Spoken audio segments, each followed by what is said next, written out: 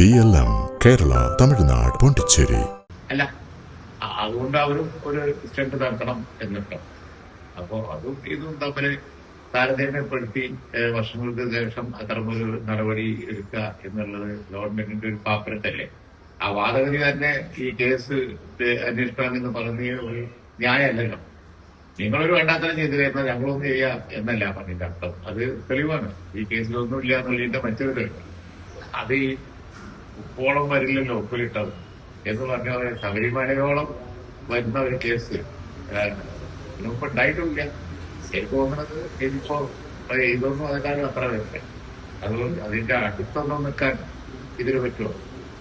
മാത്രമല്ല, ഇല്ലാത്തുള്ള കാര്യം പറഞ്ഞ് അത് മറക്കാനാണ് ശ്രമിക്കുന്നത് എങ്കിൽ പ്രതിപക്ഷ നേതാവിന്റെ നിറം ഒന്നുകൂടി, അദ്ദേഹത്തിന്റെ നിറക്കം ഒന്നുകൂടി കൂടെ ഉള്ളൂ, അല്ലാതെ കുറെ കൂടെ. ഘടകകക്ഷികളൊക്കെ ഞങ്ങൾ അങ്ങോട്ടും ഇങ്ങോട്ടും ബന്ധപ്പെട്ട് വ്യക്തമായി പ്രതിപക്ഷ നേതാവ് ഈ കാര്യത്തിൽ ഞങ്ങളുടെ പിന്തുണയുണ്ട്. ഇത് ഇല്ലാത്തൊരു കാര്യം പൊക്കി ചർച്ചയാക്കാൻ വേണ്ടി നടത്തിയ വിഫല ശ്രമമാണ്.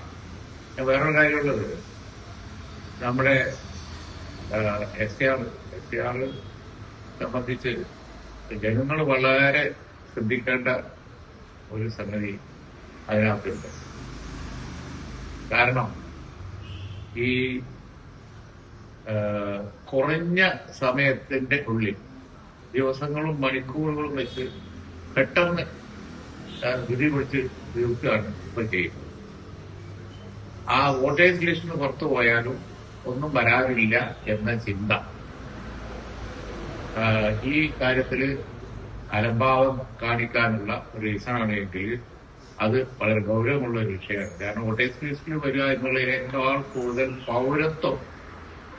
പൗരത്വത്തെ ബാധിക്കുന്ന പ്രശ്നമാണ്.